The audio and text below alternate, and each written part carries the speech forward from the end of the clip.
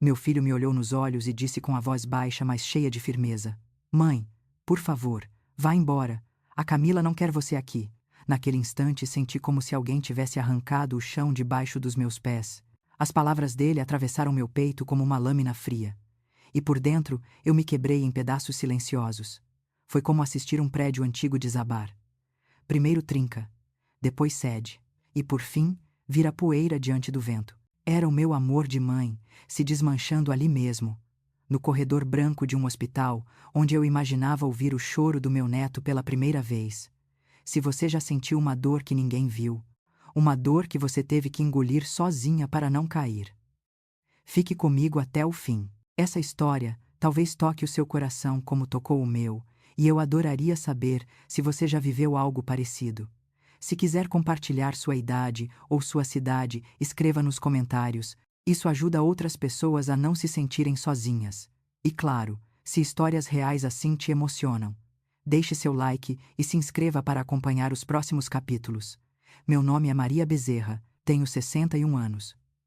Sou de Recife, onde vivi a maior parte da minha vida ao lado do meu marido João Paulo, até ele partir cedo demais.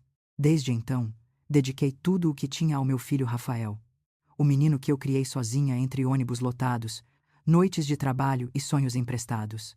Naquele dia, eu tinha viajado 12 horas para chegar a São Paulo e conhecer meu neto, o pequeno Benício.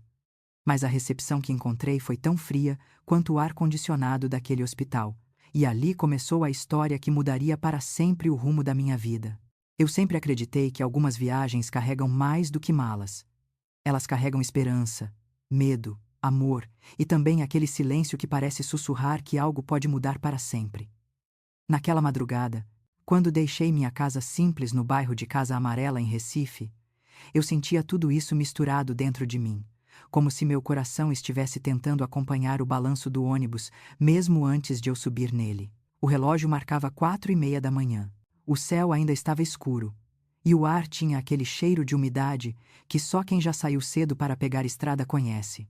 Eu segurei meu bolso de couro, já antigo, marcado pelo tempo, um presente do meu marido João Paulo. Ele me deu esse bolso no nosso 10º aniversário de casamento e disse que eu devia usá-lo apenas em momentos importantes. Eu nunca imaginei que um dia estaria carregando esse bolso para ir conhecer meu primeiro neto, o filho do meu Rafael. O menino que eu criei com as próprias mãos, com o próprio cansaço, com sacrifícios que ninguém além de mim viu. A rodoviária estava quase vazia, apenas alguns viajantes sonolentos, alguns vendedores ambulantes e um cheiro de café recém-passado. Eu comprei um copo pequeno, quente demais para segurar. Mas era como se aquele café dissesse que eu estava desperta para algo grandioso, algo que talvez eu tivesse esperado a vida inteira. Fui para a plataforma e sentei no banco frio enquanto abraçava meus braços.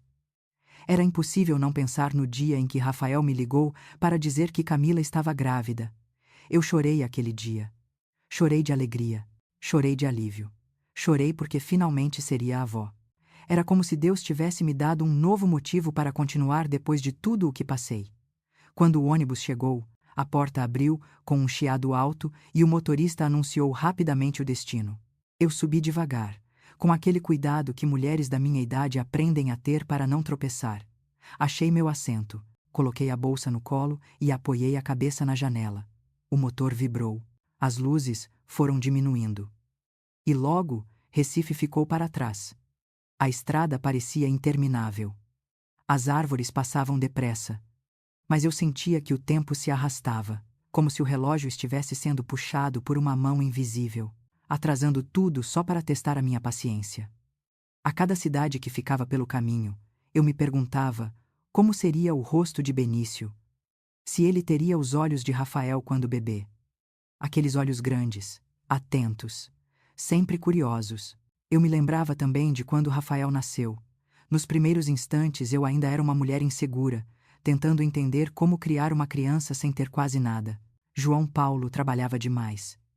E eu fazia o que podia com tão pouco. Mas nunca faltou amor. Nunca faltou esforço. Nunca faltou abraço quando ele chorava de febre ou medo. A lembrança de tudo isso vinha e ia como ondas, e eu respirava fundo tentando manter o coração quieto. mas era impossível.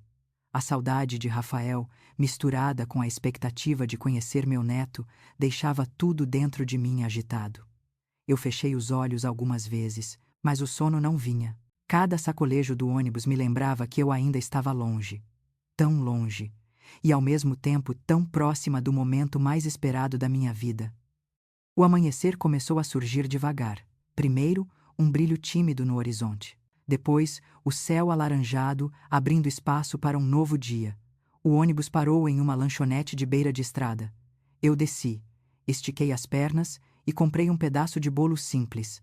O cheiro de café, de pão quente, de fritura, tudo aquilo me trouxe uma sensação estranha, como se eu estivesse me preparando não apenas fisicamente, mas emocionalmente para algo que eu não conseguia explicar.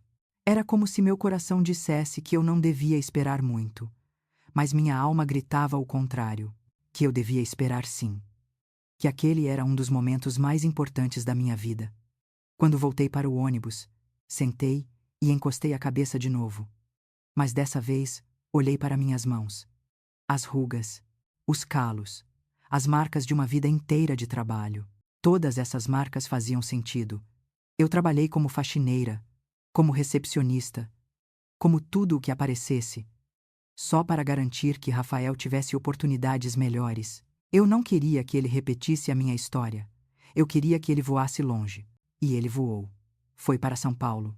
Arrumou emprego. Conheceu Camila. Construiu a própria vida. E eu, do meu canto em Recife, assisti tudo à distância. Orgulhosa. Mesmo quando doía. As horas passavam, e cada quilômetro parecia aumentar a ansiedade dentro de mim. Eu me perguntava como seria o encontro com Rafael. Se ele iria me abraçar como antes, ou apenas sorrir. Tímido, distraído, ocupado. Eu sabia que a vida dele tinha mudado. Sabia que ele tinha obrigações. Sabia que ele não era mais o menino que eu segurava pela mão. Mas ele ainda era meu filho. E eu acreditava que nada no mundo podia quebrar completamente o laço entre mãe e filho. No início da tarde, o ônibus finalmente começou a entrar na região metropolitana de São Paulo. A paisagem mudou. Prédios gigantes. Ruas movimentadas. Buzinas. Pressa. Muita pressa. Era outro mundo. Completamente diferente de Recife. Eu me sentia pequena, deslocada, como se estivesse entrando em um lugar que não me pertencia, mas repetia para mim mesma que eu estava ali por um motivo certo. Eu estava ali para encontrar meu neto, para dar o primeiro beijo nele, para sentir seu cheiro, para dizer que a avó dele tinha atravessado metade do país só para conhecê-lo. O ônibus parou na rodoviária, e eu respirei fundo antes de descer. O ar gelado de São Paulo bateu no meu rosto com força. Eu apertei meu bolso contra o peito, tentando controlar o tremor que não vinha do frio.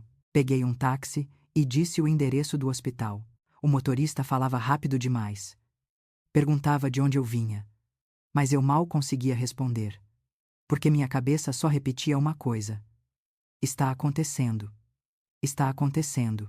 Quando finalmente cheguei ao hospital, as portas de vidro se abriram automaticamente. E eu entrei. Meu coração batendo rápido demais.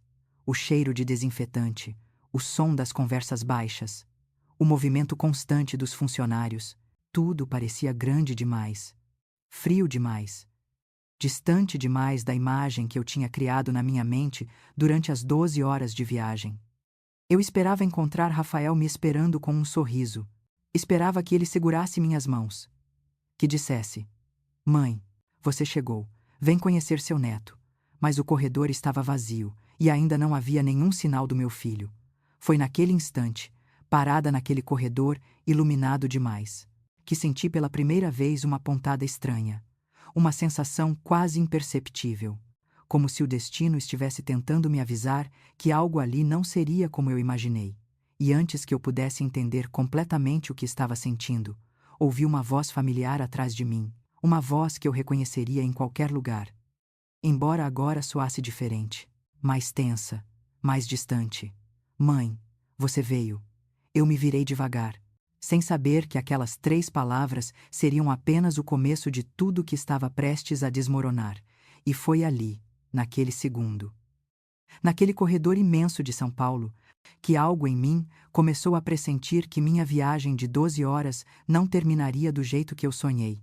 Quando ouvi a voz do meu filho atrás de mim no corredor, por um segundo meu coração acreditou que tudo ficaria bem. Mãe, você veio. Ele disse isso com um sorriso tímido, mas algo no olhar dele não estava certo. Era como se os olhos de Rafael carregassem uma sombra que eu nunca tinha visto. Uma sombra que me fez engolir seco, sem entender o porquê. Eu ia responder. Ia abrir os braços para abraçar meu filho depois de tanto tempo. Mas antes de conseguir dar um passo, vi uma mulher se aproximando por trás dele. Elegante. Maquiagem impecável, postura firme. Era Camila, minha nora, a mãe de Benício. Ela parou ao lado de Rafael e cruzou os braços como se estivesse prestes a julgar algo ou alguém. E esse alguém era eu. Quando nossos olhos se encontraram, eu senti um arrepio gelado na espinha. Não havia carinho, não havia simpatia, não havia sequer educação. Havia apenas distância, frieza e um tipo de superioridade que cortava o ar como faca, como se eu notoriamente não fizesse parte daquele mundo ali. Rafael pigarreou, desconfortável. E eu já sabia que algo ruim estava prestes a acontecer. Meu filho sempre tossia desse jeito, quando estava nervoso. Desde pequeno, eu sempre soube ler suas emoções. Mas dessa vez, eu não estava preparada para o golpe que viria. Mãe, ele começou, baixando os olhos. Camila acha que é melhor você voltar para Recife. Pelo menos por agora. Eu congelei. Por um instante achei que tinha ouvido errado. Pedi que ele repetisse. Mas ele não repetiu. Ele apenas continuou falando. Rápido, como quem arranca um curativo de uma ferida aberta. Por favor, mãe, vá embora. A Camila não quer você aqui. Foi como levar uma pancada no peito. Seca. Sem aviso. Sem piedade. Eu senti minhas pernas tremerem. Minhas mãos suarem. Minha respiração falhar. O hospital inteiro girou ao meu redor. Como se o mundo estivesse desmoronando devagar, deixando apenas ruínas no lugar onde antes havia esperança. Camila não disse nada, mas o silêncio dela era tão violento quanto qualquer palavra. Ela segurou a alça da bolsa com força, respirou fundo e virou o rosto como quem não tolera a presença de alguém. Aquele alguém era eu, a mãe do marido dela, a avó do filho dela. E mesmo assim, eu parecia uma intrusa naquele corredor. Eu tentei me aproximar, tentei dizer que tinha viajado 12 horas, que tinha passado a noite inteira acordada pensando no sorriso do meu neto. Mas minha voz não saiu. Ficou presa, quebrada, como se qualquer palavra minha fosse pequena demais diante da rejeição que eu estava sentindo. Posso pelo menos ver o bebê. Rafael. Só ver. Um pouquinho. Eu sussurrei, quase sem ar. Rafael olhou para Camila, e o olhar dela foi suficiente para destruir meu último fio de esperança. Agora não. Mãe. Agora não. Aquilo ecoou dentro de mim como uma sentença. Não agora. Não depois. Não nunca. Eu entendi tudo naquele instante. Eles não me queriam ali. Não queriam que eu segurasse meu neto. Não queriam que eu fizesse parte daquele momento que deveria ser o mais feliz da minha vida. Eu recuei um passo. Depois outro. Até encostar na parede fria do corredor. O hospital estava cheio de famílias felizes. Avós animadas. Pais emocionados. Enfermeiras sorridentes. Mas para mim não havia festa. Não havia alegria. Apenas um silêncio pesado, cruel, que me esmagava por dentro. Eu respirei fundo, tentando segurar as lágrimas que queimavam atrás dos olhos. Eu não queria chorar na frente deles. Não queria dar a Camila a satisfação de me ver fraca. Então, endireitei a postura. Segurei firme meu bolso de couro contra o peito e disse com a voz mais estável que consegui: Está bem. Eu vou. Rafael pareceu aliviado. E isso doeu mais do que tudo. O alívio dele significava que minha presença era um problema, um incômodo. Algo que precisava ser retirado dali. Era como se eu estivesse atrapalhando o momento de felicidade da nova família dele.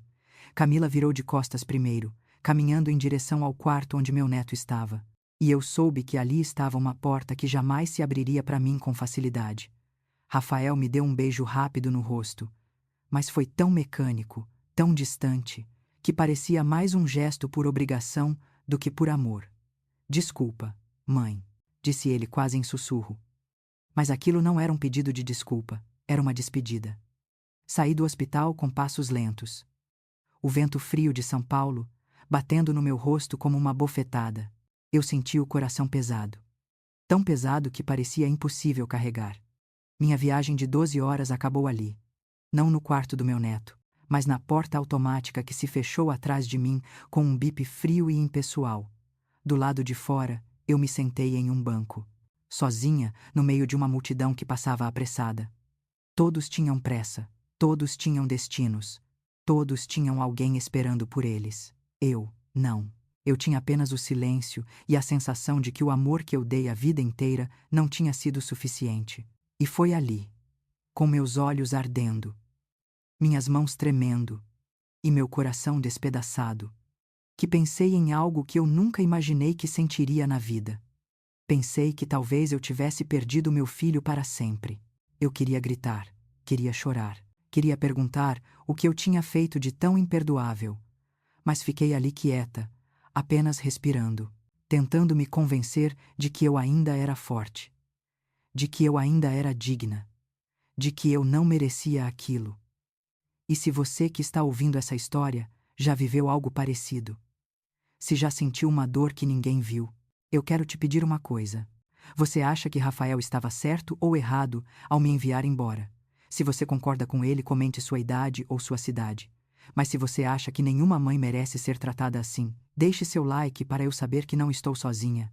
E se quiser continuar acompanhando histórias como essa, histórias reais, dolorosas e cheias de lições, se inscreva no canal para não perder os próximos capítulos. Quando finalmente consegui me levantar do banco, eu percebi que precisava respirar um pouco. Precisava processar o que tinha acabado de acontecer. Eu caminhei lentamente pela calçada, olhando para as luzes da cidade, para os carros que passavam rápido demais, para o céu cinzento que parecia combinar com o meu peito. Entrei no primeiro táxi que passou. O motorista me perguntou para onde eu ia, mas minha voz falhou de novo. Para qualquer lugar. Eu disse, porque naquele momento eu não tinha destino, não tinha direção, não tinha ideia de como seguir em frente. No trajeto, fiquei olhando meu reflexo na janela. Uma mulher cansada, triste, invisível. E enquanto o táxi se afastava do hospital, eu soube que algo dentro de mim tinha mudado. Algo profundo. Talvez irreversível. Eu deixei o hospital. Mas o peso daquele corredor frio, daquela frase cruel, daquele olhar de rejeição, tudo isso veio comigo, como uma mala emocional impossível de largar. E enquanto o carro seguia pela noite paulista, eu não sabia que aquela dor seria apenas o início de uma jornada ainda mais dolorosa. Uma jornada que me faria questionar tudo o que eu acreditava sobre amor, família e até sobre mim mesma. Eu só não imaginava que a próxima ferida viria tão rápido. Quando cheguei de volta a Recife, parecia que o mundo tinha perdido um pouco das cores. O táxi me deixou em frente à minha casa e eu fiquei parada por alguns segundos olhando para o portão. A mesma casa onde Rafael correu pela primeira vez, onde aprendeu a andar de bicicleta, onde me chamava de mãe com a boca cheia de mingau. Agora parecia silenciosa demais, vazia demais, grande demais para uma mulher sozinha. Empurrei o portão devagar. Ele rangia como sempre, mas naquele dia o som pareceu mais triste. Entrei. Deixei minha bolsa em cima da mesa da cozinha e fiquei ali parada, olhando em volta, tentando encontrar algum sinal de que eu ainda tinha um lugar no mundo. Mas tudo o que encontrei foi silêncio. O cheiro do meu café da manhã de dias atrás ainda pairava no ar, como se a casa tivesse ficado congelada no tempo enquanto eu viajava para São Paulo cheia de esperança. Eu sentei na cadeira que sempre sentei, a mesma cadeira onde Rafael fazia a lição de casa enquanto eu preparava o jantar. Passei as mãos pela superfície da mesa, lembrando de quando ele batucava nela com os dedos sempre que estava ansioso. Ele sempre foi assim, inquieto, cheio de energia. cheio de sonhos. Talvez por isso eu nunca tive coragem de segurá-lo demais. Eu queria que ele voasse, mas nunca imaginei que voaria tão longe de mim. Passei o resto do dia tentando me convencer de que tudo o que aconteceu no hospital era apenas um momento ruim, uma mistura de nervosismo, cansaço e talvez até medo da parte de Camila. Eu disse a mim mesma que Rafael me ligaria, que explicaria tudo, que se arrependeria, que me pediria desculpas. Eu me agarrei a essa ideia, como quem se agarra a uma tábua de madeira em meio a um naufrágio. Mas a semana passou, e depois passou outra, e mais outra, e nenhuma mensagem, nenhuma ligação, nenhum sinal de vida. 3 semanas depois, acordei cedo, como sempre. Preparei café.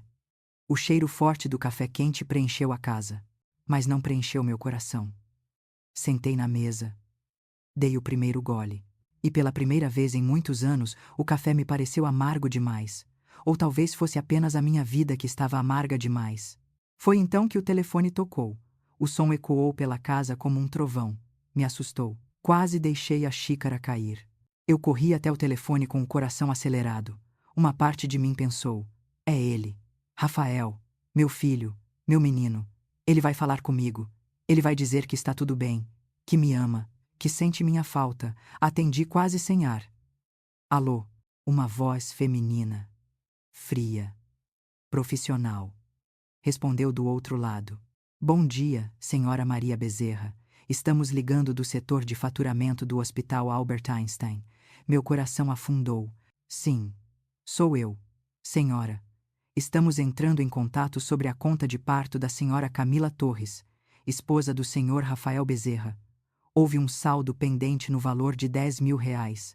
R$ 10.000. As palavras caíram sobre mim como pedras.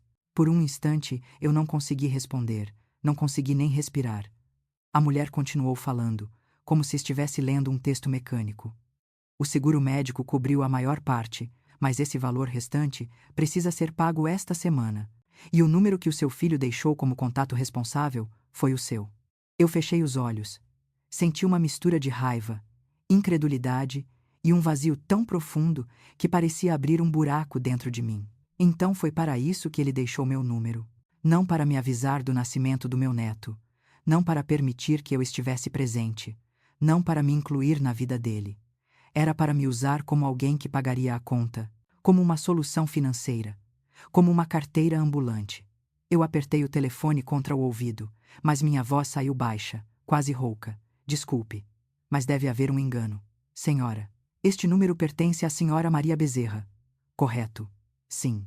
Mas existe um erro em relação ao paciente. A senhora poderia nos confirmar se é mãe de Rafael Bezerra. Houve uma pausa longa, tão longa, que até o tic-tac do relógio da cozinha parecia ter parado. Eu olhei ao redor, para aquela casa onde eu tinha amado tanto, lutado tanto, sacrificado tanto. E naquele momento, entendi que tudo aquilo que construí com minhas próprias mãos tinha sido ignorado, esquecido, desprezado pelo próprio filho que cresceu sobre meus joelhos. Eu respirei fundo. Eu não conheço ninguém chamado Rafael Bezerra em São Paulo. Silêncio do outro lado. Senhora, desculpe, mas em nossos registros deve haver um engano, eu disse. Firme. Pela primeira vez na vida. Bom dia. E desliguei o telefone. O clique final do aparelho ecoou pela casa inteira, como se aquele som tivesse o poder de cortar algo invisível entre eu e meu filho. Sentei novamente à mesa. Coloquei a xícara de café diante de mim. Mas não consegui beber. Minhas mãos tremiam demais. Eu olhei para a parede, para a porta, para a foto de Rafael aos 14 anos pendurada ao lado da geladeira. Ele sorria na foto. Um sorriso tão sincero, tão cheio de luz, tão cheio de vida. E aquilo doeu ainda mais, porque eu não conseguia reconhecer aquele garoto no homem que ele tinha se tornado. Pela primeira vez na vida, eu senti uma raiva profunda, uma raiva dolorosa. Uma raiva por tudo o que eu tinha dado, por tudo o que eu nunca recebi de volta, por tudo o que eu merecia e nunca tive. Mas junto com a raiva, veio também um luto silencioso. Porque desligar aquele telefone dizendo que não conhecia meu próprio filho foi como enterrar alguma parte de mim. Uma parte que talvez eu nunca recuperasse. O dia passou devagar, arrastado, como se estivesse preso em uma teia invisível. Eu tentei me distrair limpando a casa, lavando roupa, varrendo o quintal, mas cada canto da casa parecia me lembrar que eu estava sozinha, completamente sozinha, e que meu filho estava a quilômetros de distância, vivendo uma vida onde eu não cabia. Quando a noite chegou, eu sentei no sofá com as luzes apagadas, ouvindo apenas o som distante de um carro passando na rua. Deitei minha cabeça no encosto e fechei os olhos, tentando entender onde tudo tinha desandado. Em que momento meu filho deixou de ser meu companheiro, meu amigo, minha razão de viver? Em que momento eu tinha perdido o lugar de mãe na vida dele? Mas antes que o sono chegasse, um pensamento atravessou minha mente como um raio. Se ele foi capaz de me entregar ao hospital como responsável por uma dívida, o que mais ele seria capaz de fazer? Essa pergunta ficou ecoando dentro de mim, criando uma inquietação que não me deixou dormir. Era como se algo estivesse prestes a acontecer. Algo grande. Algo doloroso. Algo que eu ainda não conseguia ver, mas que estava vindo na minha direção como uma onda silenciosa. Eu só não sabia que essa onda me derrubaria de um jeito que eu jamais imaginaria. E assim, naquele silêncio pesado da minha casa vazia, começou a se formar a sombra do que viria a seguir. Uma sombra que, no fundo, eu já pressentia. Depois da ligação do hospital, eu achava que não havia mais nada capaz de me ferir tanto quanto aquilo. Mas eu estava enganada, muito enganada. Na mesma noite, quando o silêncio já tomava conta da minha casa, meu telefone começou a apitar sem parar. Era Rafael. Ele mandou uma sequência de mensagens longas, confusas, escritas às pressas, mas todas tinham o mesmo tom: raiva. Camila ficou desesperada. Você quer me prejudicar? Eu não acredito que você disse que não me conhece. Foi baixo. Mãe, muito baixo. Eu li cada mensagem com o peito pesado, como se o celular fosse uma pedra quente queimando minha mão. Eu queria responder, explicar, gritar que eu não era um banco, que eu não era um contato útil, que eu não era uma peça descartável na vida dele. Mas todas as palavras morriam dentro de mim, congeladas pela dor. Então, eu deixei o telefone de lado. E pela primeira vez desde que ele era criança, deixei Rafael falando sozinho. Nos dias seguintes, o afastamento cresceu como uma neblina grossa entre nós. Ele não me ligou mais. Não me perguntou se eu estava bem. Não me disse nada sobre o bebê. Era como se eu tivesse deixado de existir, como se eu fosse apenas um detalhe, um incômodo, algo que precisava ser ignorado para que a vida dele seguisse brilhante ao lado da família de Camila. Passaram-se meses, e eu tentava seguir a vida como antes. Indo trabalhar, conversando com minhas amigas, cuidando da casa. Mas tudo parecia diferente, como se faltasse alguma coisa que ninguém via, mas que para mim era enorme. Eu me perguntava quando a minha presença tinha se tornado tão dispensável, quando a mãe que deu tudo pelo filho tinha virado um problema. Foi nesse período que recebi o convite de casamento de Rafael e Camila. Veio por e-mail, sem nenhuma mensagem carinhosa. Sem nenhum "Oi, mãe. Estou com saudade." Só um arquivo anexado com o nome deles em letras douradas e uma frase fria: "Temos a honra de convidar." Honra. Eu ri sozinha, amarga, porque para mim aquela palavra não encaixava em nada daquela situação. Mesmo assim, eu decidi ir. Não porque eu me sentia parte daquele momento, mas porque ainda era o casamento do meu filho, o menino que eu carreguei nos braços tantas noites, o menino que eu ajudei a estudar para provas, o menino que sonhou comigo durante anos sobre o futuro dele.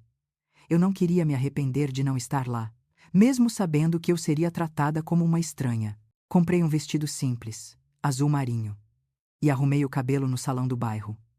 A moça disse que eu estava linda, e eu sorri, mesmo sabendo que ninguém lá em São Paulo iria notar. Peguei o ônibus de madrugada, novamente aquelas 12 horas de viagem que sempre pareciam eternas. Mas dessa vez eu não estava cheia de expectativas. Eu estava cheia de cuidado comigo mesma, tentando não criar esperanças que pudessem me ferir ainda mais. Quando cheguei ao local do casamento, Senti logo no portão que eu não pertencia àquele mundo.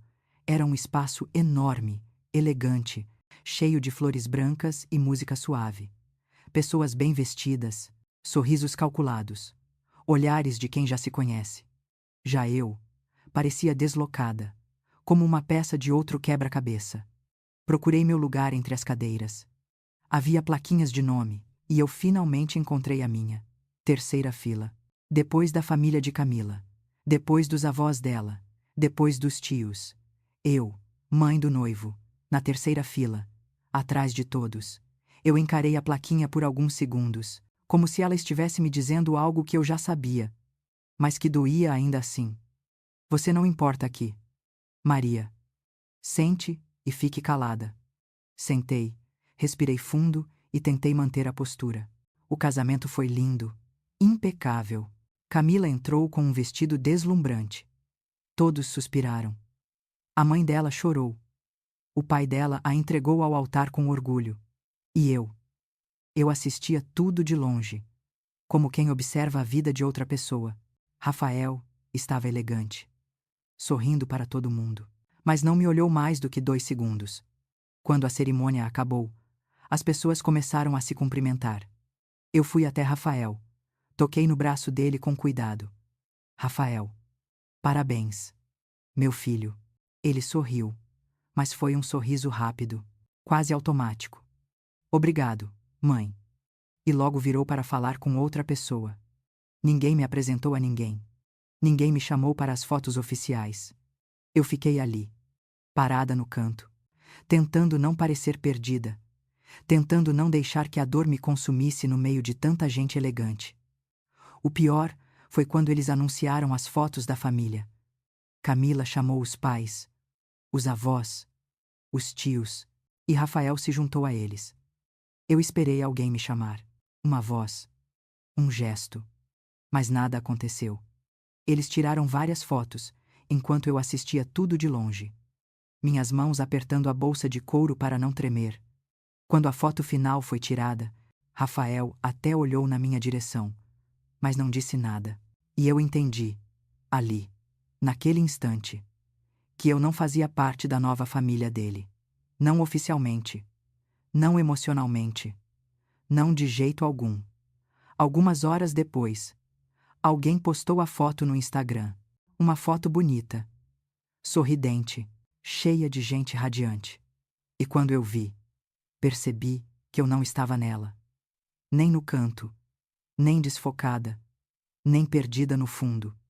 Eu simplesmente não existia. Olhei para a tela e senti uma pontada tão profunda que precisei sentar.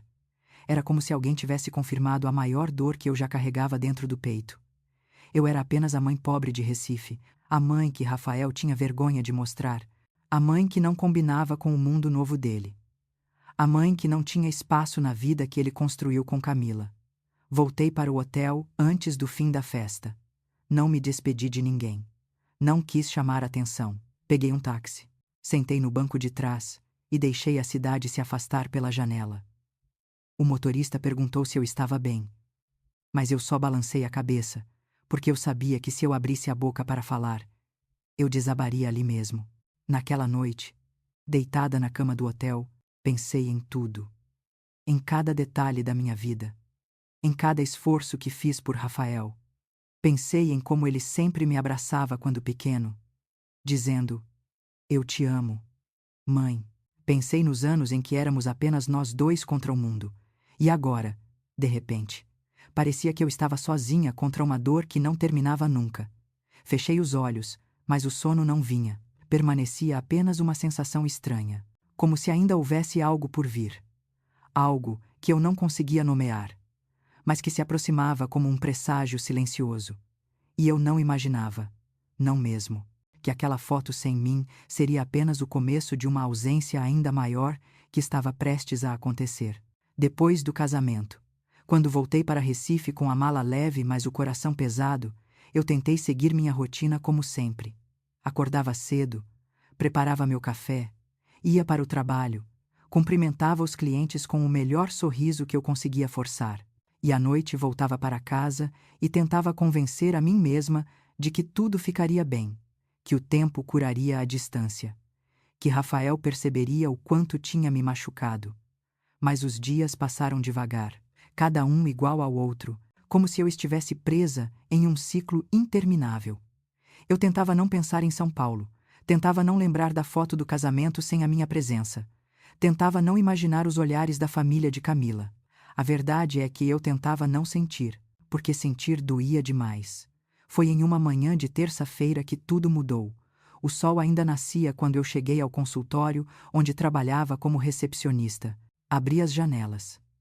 Deixei o ar fresco entrar. Coloquei água para ferver. E sentei por alguns minutos antes de começar o expediente. Peguei meu celular e abri o Facebook para ver as notícias da cidade, das amigas, das vizinhas. Coisas simples, só para ocupar a cabeça. Mas ali, no topo do feed, estava a foto que congelou meu corpo inteiro. Era um bebê lindo, pequenininho, enrolado em uma manta branca, com as mãozinhas fechadas e os olhos semicerrados. A legenda dizia: "Bem-vindo, Benício, nosso anjo", publicada por Camila. Eu li aquela frase pelo menos 5 vezes. Meus dedos tremiam. Eu segurei o celular com mais força, como se o aparelho fosse escapar da minha mão. Meu neto tinha nascido, e eu soube disso pelo Facebook.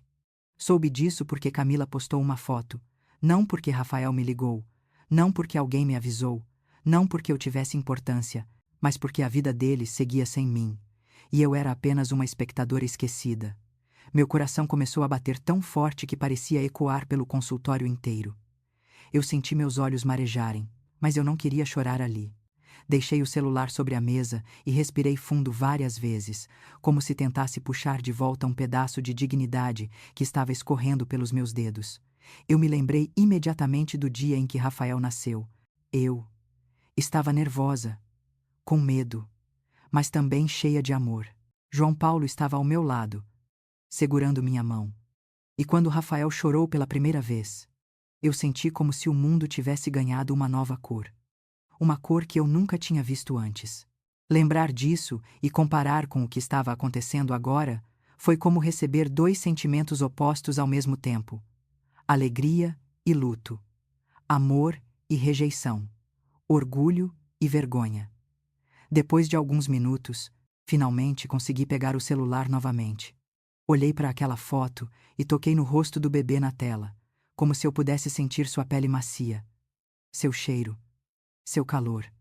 Era tudo o que eu queria: segurar meu neto por alguns segundos, só para dizer que eu estava ali, que eu existia. Respirei fundo e decidi ligar para Rafael. Eu precisava ouvir a voz dele. Precisava acreditar que ainda havia um fio de conexão entre nós. O telefone chamou 1, 2, 3 vezes. E então, caiu na caixa postal. Tentei novamente. E de novo. Nada. Enviei uma mensagem curta. "Parabéns, meu filho. Que Deus abençoe o Benício." A mensagem ficou com um único tique azul. Ele leu, mas não respondeu. No dia seguinte, acordei com uma determinação estranha.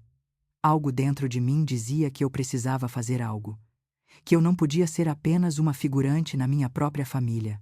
Então tomei coragem e escrevi outra mensagem, mais direta. "Posso ver o bebê, Rafael. Quero estar presente." O celular vibrou alguns minutos depois. Era a resposta dele. "Camila não quer visitas agora. Ela está cansada. E melhor respeitar o espaço dela." Eu li aquilo e senti uma mistura de incredulidade e tristeza. Minha visita precisava de autorização.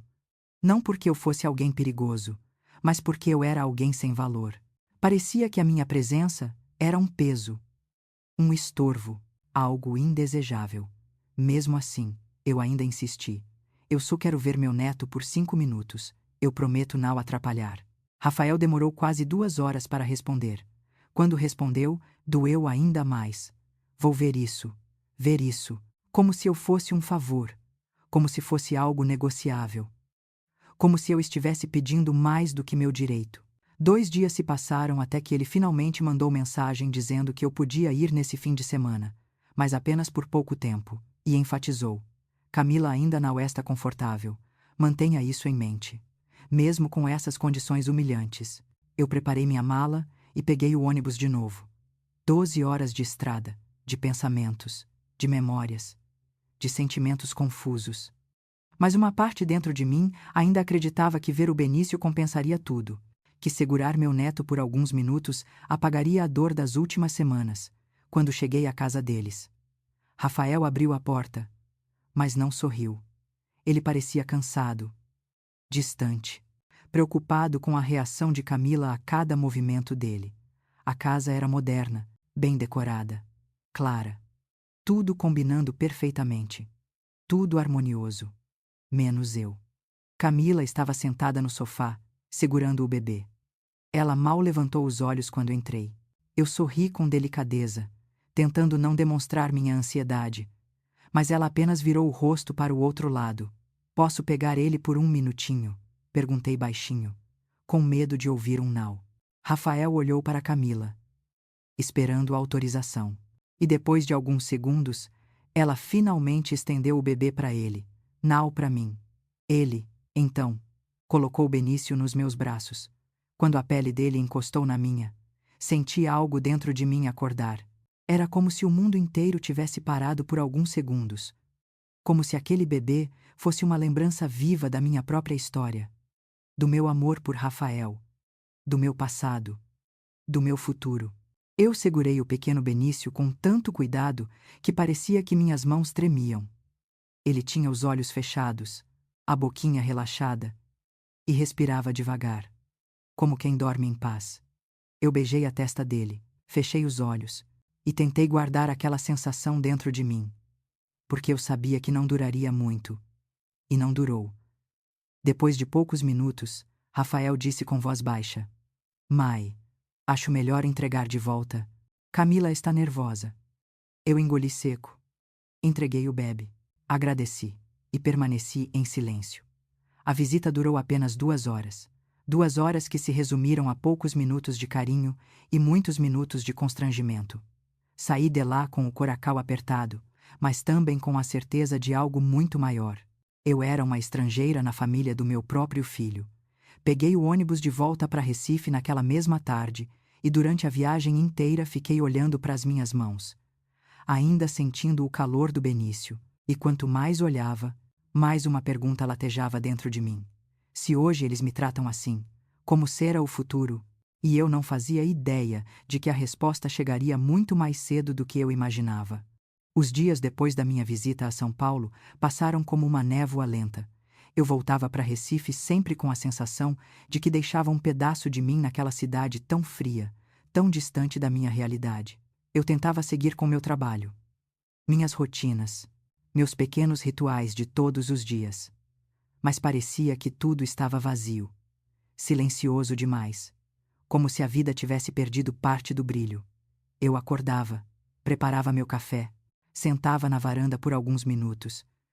Mas não importava o que eu fizesse, sempre havia um aperto no meu peito, um aperto que não se aliviava, como se a cada respiração eu tivesse que lutar contra algo pesado demais para carregar. Eu tentava não pensar em Rafael e Camila, mas era impossível. Cada vez que eu via uma criança passando na rua, lembrava do Benício. Cada vez que eu ouvia alguém rindo, lembrava de como o Rafael ria quando era pequeno, com aquele sorriso aberto que iluminava qualquer ambiente. Agora, ele parecia tão distante, tão apagado dentro de mim. Os dias viraram semanas, e as semanas viraram meses. Rafael não me ligava, não me mandava fotos do bebê, não perguntava se eu estava bem. Era como se eu tivesse sido apagada da vida dele, como uma anotação antiga que alguém risca do caderno. Eu continuei tentando. De vez em quando, mandava mensagens simples. Bom dia, Rafael. Como está o Benício? Espero que está o bem. Mensagens curtas, sem cobrança, sem tristeza, mas também sem resposta. Era sempre a mesma coisa. Um tique azul e nada mais.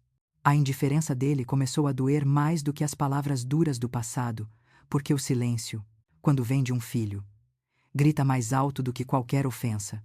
Até que um dia, ao final de uma tarde chuvosa, recebi outra ligação do Hospital Albert Einstein. Dessa vez atendi com o coração já preparado para o pior.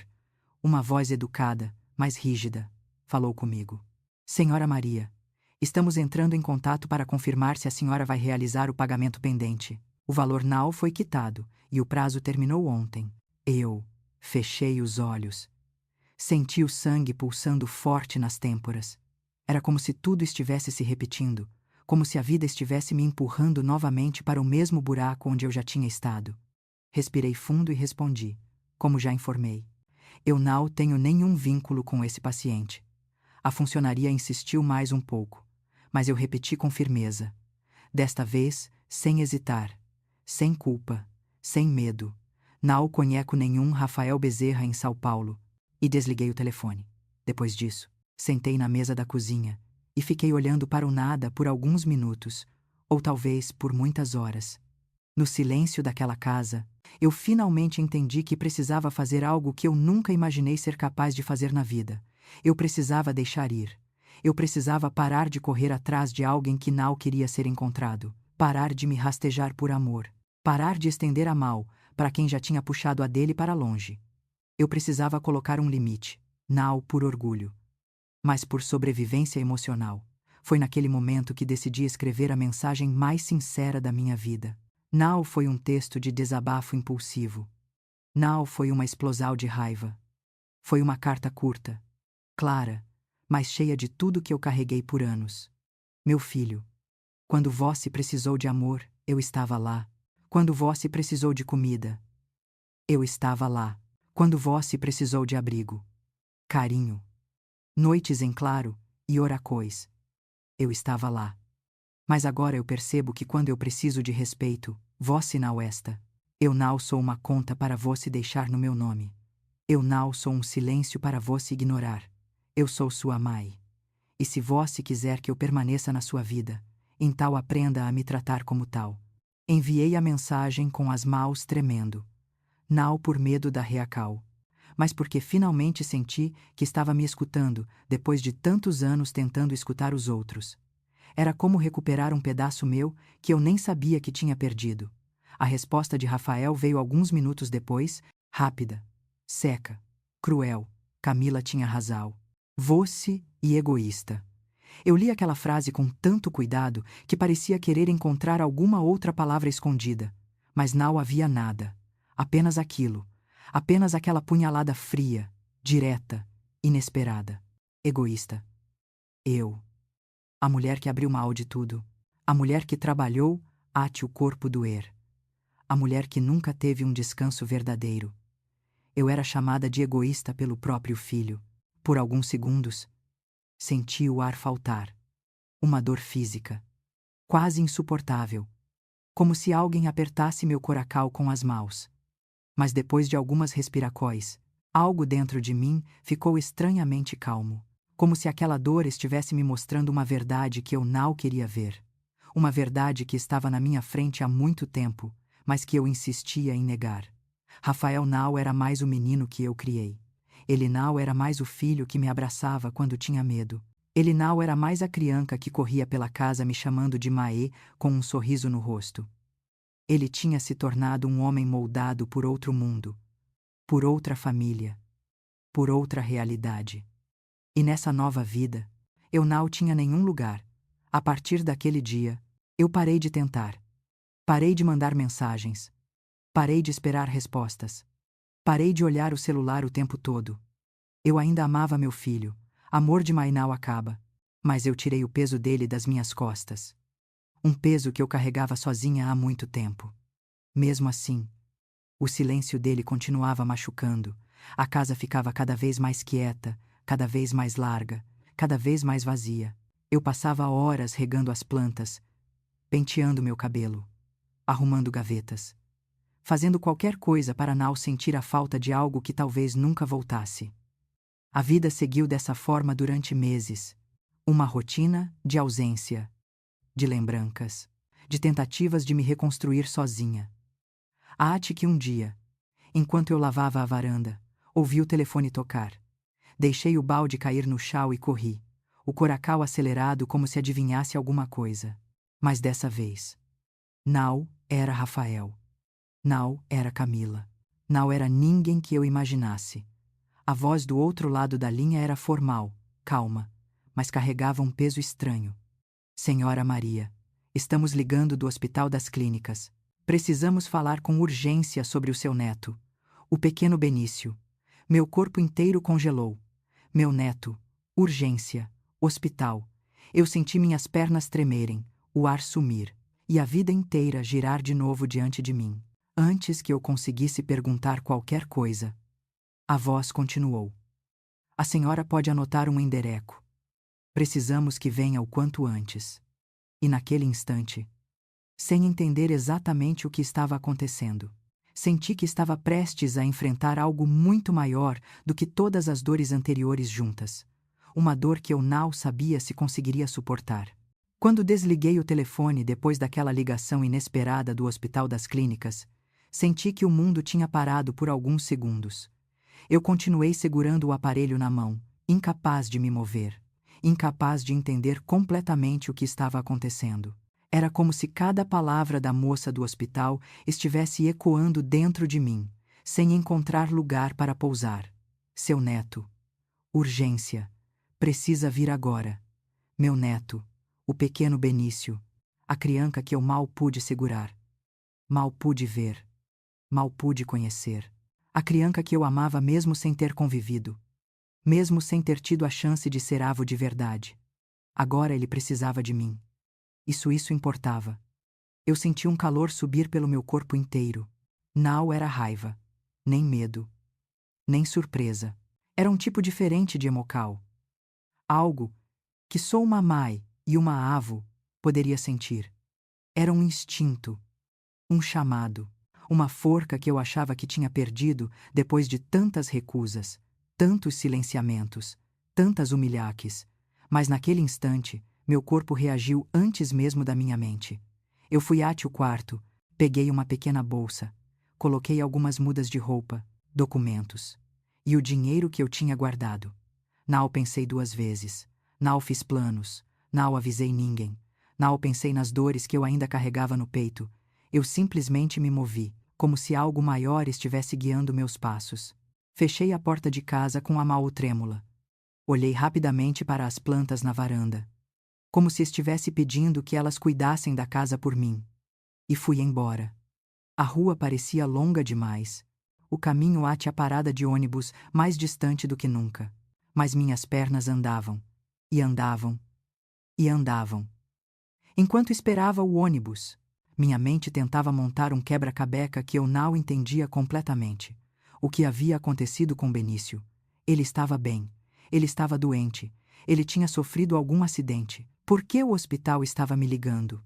Por que não ligaram para Rafael ou para Camila? Onde eles estavam? O que tinha acontecido para que eu, a pessoa mais ignorada nessa história inteira, me tornasse a única alternativa? O ônibus chegou, e eu entrei sem olhar para o motorista. Sentei no primeiro lugar vago e fiquei olhando pela janela. As casas, os postes, as pessoas andando na rua.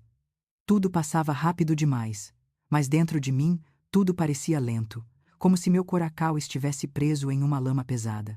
Eu me lembrava das poucas vezes em que segurei o Benício, da sensacal suave da pele dele, do cheirinho doce, da respiração pequena e tranquila.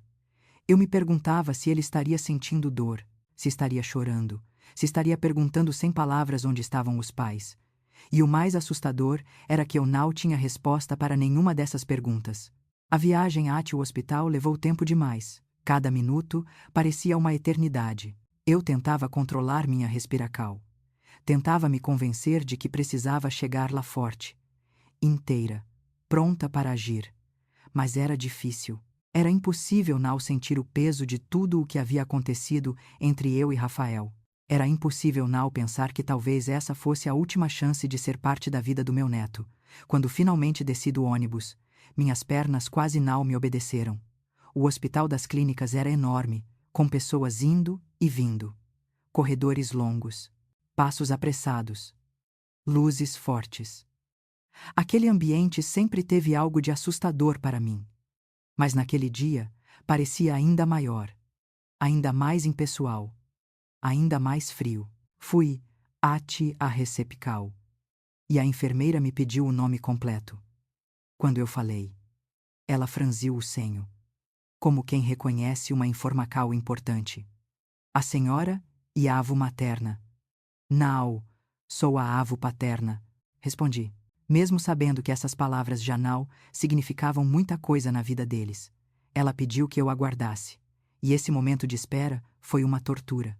Eu sentia meu coracal bater tal alto que parecia que todos ali poderiam ouvir. Meus dedos tamborilavam na bolsa, meus olhos percorriam as paredes, tentando entender o que estava por vir. Depois de alguns minutos, uma assistente social apareceu. Uma mulher de cerca de 40 anos. Olhar calmo, mas sério. Ela andou até mim com passos firmes e se sentou ao meu lado. Dona Maria, obrigado por ter vindo tão rápido. Eu não aguentei esperar que ela continuasse. O que aconteceu com meu neto? Ele está bem. Ele está doente. Ela respirou fundo, como quem se prepara para dizer algo difícil. O Benício está fisicamente bem, mas algo grave aconteceu com os pais dele. Meu corpo inteiro ficou gelado. O que aconteceu? Ela olhou nos meus olhos e falou devagar, para que eu entendesse cada palavra. A Camila sofreu um colapso emocional severo. Ela foi internada ontem depois de uma crise aguda. O Rafael tentou cuidar do Benício sozinho, mas ele perdeu o emprego há algumas semanas e estava em uma situação muito instável. Ontem houve uma denúncia de vizinhos sobre choro constante do bebê, ruído de discussão e sinais de estresse extremo na casa. Eu senti minha respiração travar. Era informacal demais, dor demais, verdade demais de uma vez. E onde estão eles agora? Perguntei com a voz mais fraca do que eu gostaria. A Camila está internada na ala psiquiátrica. O Rafael está sendo acompanhado. Mas ele não tem condições emocionais ou financeiras de cuidar do Benício neste momento. Por isso, o Conselho Tutelar determinou a guarda temporária do bebê. Meus olhos arderam. Eu apertei as mãos uma na outra tentando me manter inteira. Mas meu mundo estava girando outra vez. E por que ligaram para mim? Por que não ligaram para mais ninguém? Ela cruzou as mãos sobre o colo e disse com uma sinceridade que me atingiu profundamente. Porque a senhora e a única adulta da família que demonstrou responsabilidade, estabilidade e interesse real no Benício. Se a senhora aceitar, o bebê pode ir com a senhora hoje, enquanto o processo é avaliado. Eu levei alguns segundos para absorver aquilo. Meu neto, o filho do meu filho, nas minhas mãos, sem Rafael, sem Camila, sem ninguém mais. E mesmo assim, mesmo com toda a dor, toda a rejeição, toda a tristeza, eu senti meu coração bater com uma forca que não sentia há anos. Eu quero ele comigo, respondi sem hesitar. Leve, alto, com mais firmeza do que eu mesma esperava. A assistente social assentiu e sorriu com um alívio discreto, como se estivesse esperando por aquela resposta. Ela se levantou e fez um gesto para que eu a seguisse. Quando entramos no quarto onde o Benício estava, eu parei na porta por alguns segundos.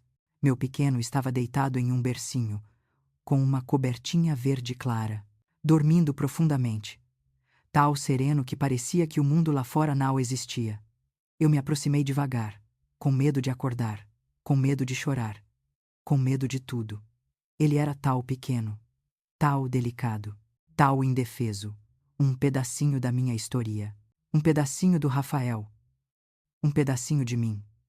Coloquei a mão no peitinho dele e senti o calor, a vida, a inocência, e uma lágrima silenciosa caiu no meu rosto, não de tristeza, mas de uma mistura de amor e responsabilidade que eu nunca tinha sentido tão forte.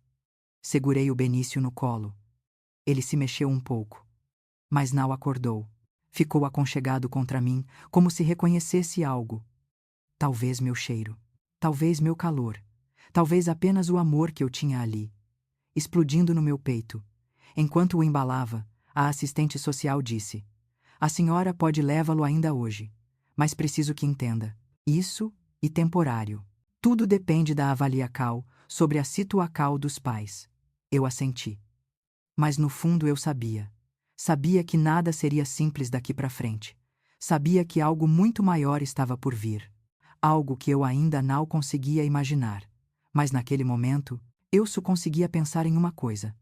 Eu não deixaria meu neto desamparado. Nunca.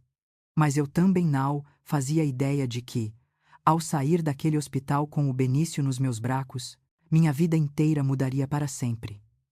E que Rafael finalmente apareceria novamente.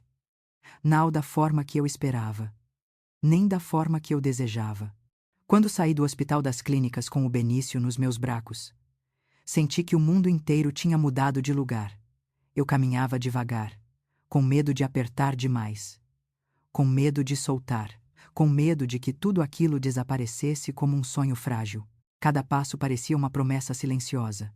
Eu estou aqui. Meu amor, eu estou aqui. E dessa vez ninguém vai tirar você de mim. O táxi que peguei para ir ao hotel andava rápido demais para o meu gosto. Cada curva fazia meu coração acelerar. Cada freada me fazia segurar o Benício ainda mais forte. Eu o olhava a cada segundo, como se precisasse garantir que ele realmente estava ali. Respirando tranquilo, com aqueles pequenos suspiros que aqueciam meu peito de um jeito que eu não sentia há anos. Assim que chegamos ao hotel, coloquei o Benício na cama ao meu lado, ajeitei a manta e sentei, observando cada detalhe dele. Parecia surreal que aquela pequena vida dependesse de mim agora. Eu, que durante meses fui tratada como ninguém. Agora, era a única pessoa capaz de segurá-lo com carinho.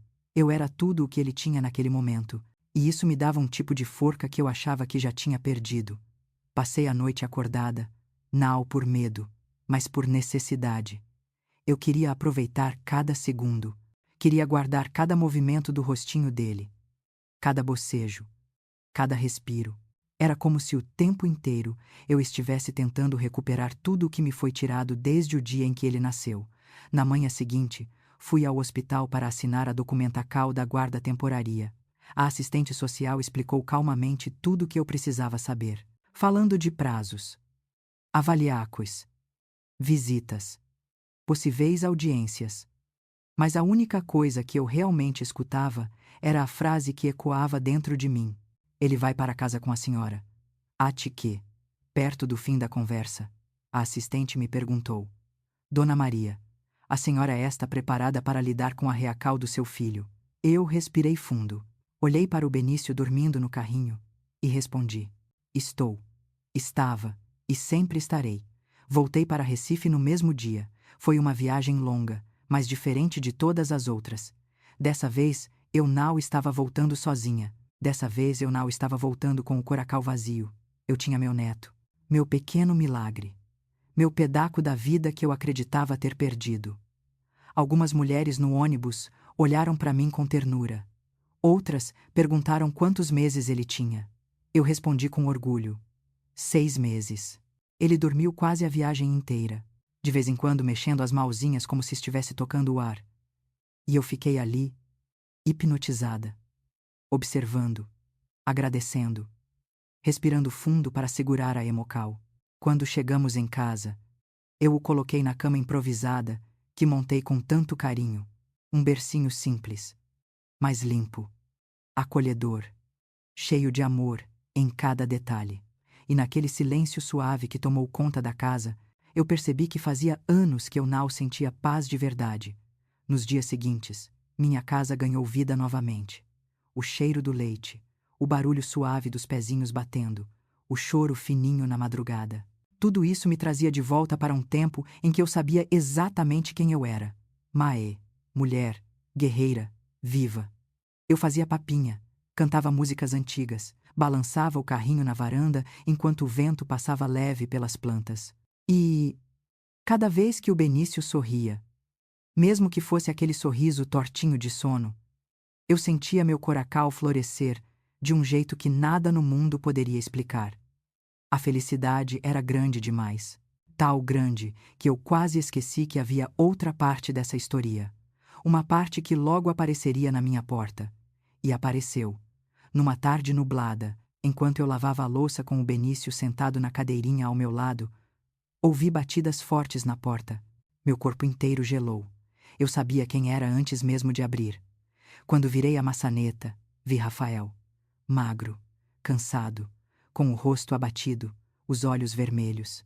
Ele parecia anos mais velho do que realmente era, e nos bracos. Nenhum presente, nenhuma desculpa. Apenas um desespero silencioso. Mai, ele disse, quase num sussurro. Eu fiquei olhando para ele por alguns segundos sem dizer nada. Não por raiva, mas por espanto.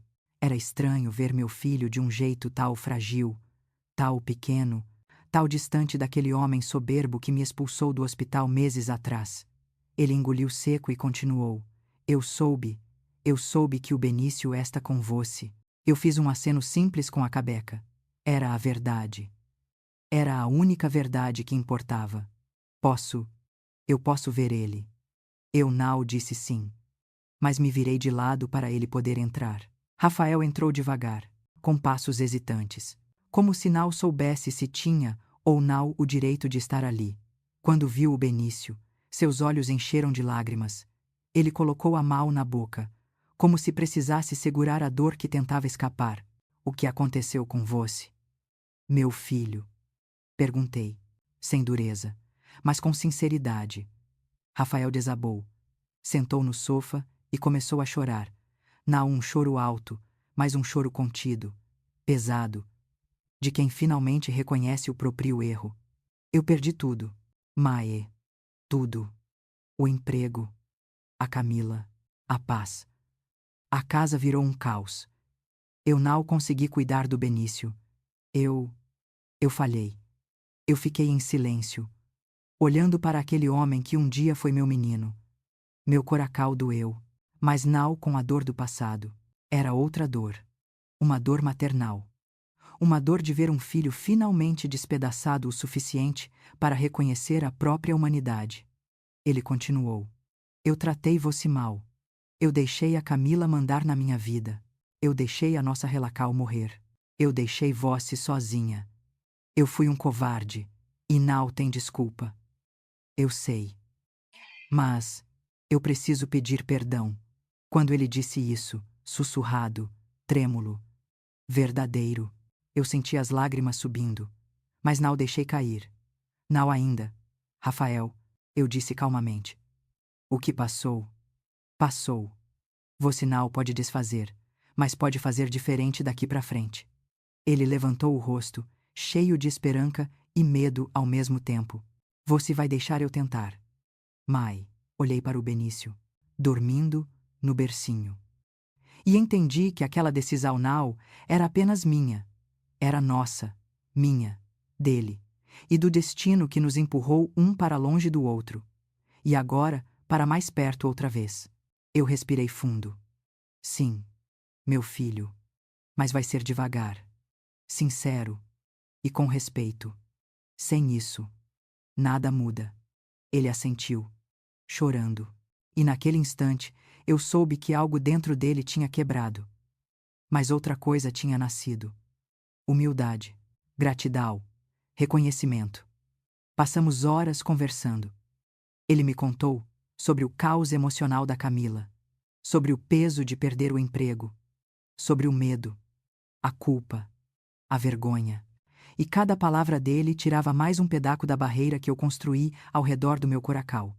Quando ele pegou o Benício no colo, com delicadeza, com cuidado, com amor verdadeiro, senti que aquilo era o começo de algo novo, algo difícil, lento, mas real.